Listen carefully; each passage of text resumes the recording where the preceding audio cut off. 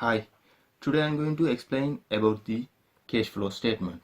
This is the format of cash flow statement. Before go to the illustration, I will give an introduction about the cash flow statement. The cash flow statement is a secondary statement as it is made with the help of figures available in the balance sheets of the previous year and current year, as well as the profit and loss account of the particular year and additional informations. The cash flow statement should reveal distinctly the cash flows from operating activities, investing activities, and financing activities. We usually categorize into three categories the cash flow of a firm. The total cash flows from these three activities will be the net increase or the decrease in cash and cash equivalents during that particular year.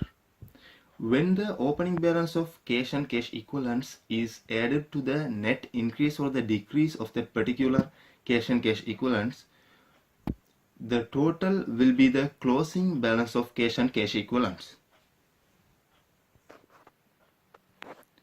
First, we are going to see the cash flows from operating activities. The operating activities means the operating activities are the principal revenue producing activities of an enterprise. Whatever we are doing day-to-day activities of a firm for earn the revenue or income. These are the few of the examples for the operating activities. The one is the depreciation on the vehicles or the machinery or the buildings. Another one is the dividend income. The other one is loss on sale of fixed assets. That means maybe the profit on sale of fixed asset also maybe will included in the operating activities. The operating activities are the day-to-day business activities of a firm. After that, we add and deduct these and everything. We will get the operating profit before working capital changes. Operating profit before working capital changes. The working capitals, the current assets as well as the current liabilities. So in this case, when the current asset increase, at that time we are purchasing that asset like stocks as well as debtors. So the cash is going out. So at that time we have to reduce the amount. If the current asset is decreasing, so we are reducing, we are convert it into cash because of the debtors. If it's reducing, so debtors are giving the cash, we are receiving cash. After that only debtors will reduce.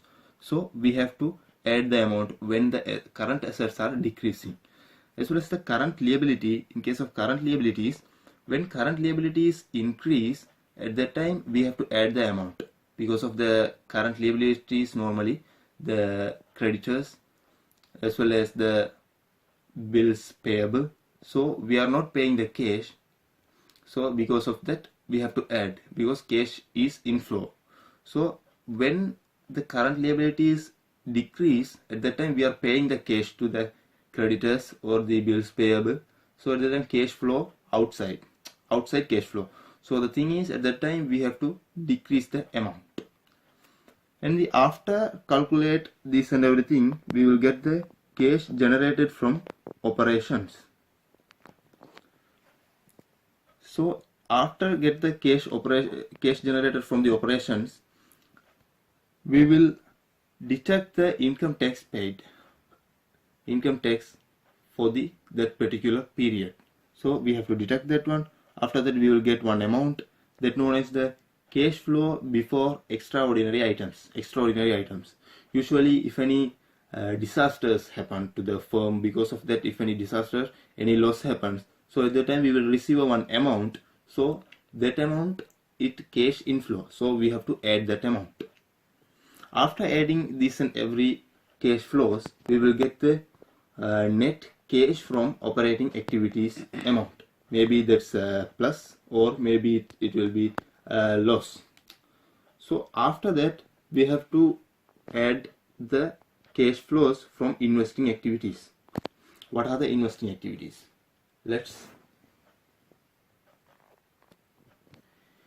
The cash flow from investing activities means the purchase and the sale of fixed assets and other investments.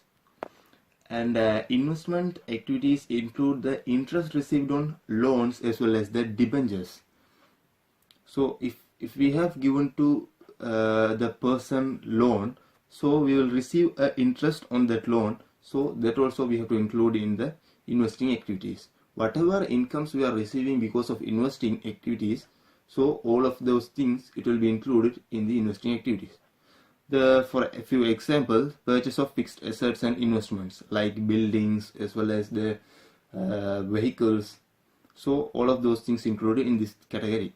Sale of fixed assets and investments, as well as interest and dividends on investment, so we are receiving the amount in those cases. After we adding as well as deducting these things, and we will get the net cash from investing activities.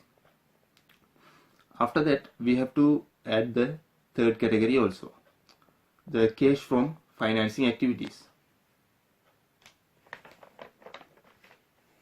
Cash flows from financing activities reveal the additional resources provided by the owners and outsiders, and also the redemption of shares and repayment of loans.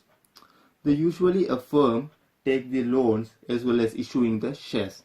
After that, if the firm issue the shares, at that time the cash inflow, because of the someone is giving the payment or investing the money and the purchasing the shares, so cash is come in. As well as redemption of debentures mean at the time of when company issue the debentures, so the outsiders invest on it, so company you continuously pay the interest on that debenture till it paid off.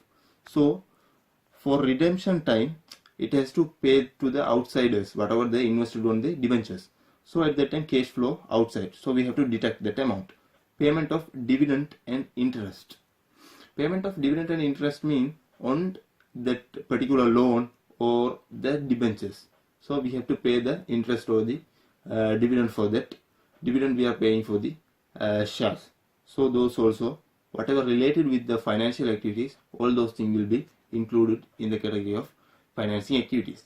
So after adding these and everything, we will get the net cash from financing activities. After that, we have to add these three categories.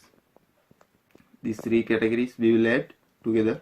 First one is operating activities, after that investing activities and financing activities. So after we adding, we will get one amount that known as the net increase or the decrease in cash and cash equivalents for that particular time period or particular year. After that, we have to add the opening cash and cash equivalents with this net increase or the decrease in cash and cash equivalents. So we will get final answer, the closing cash and cash equivalents of that particular year. Let's go to the illustration.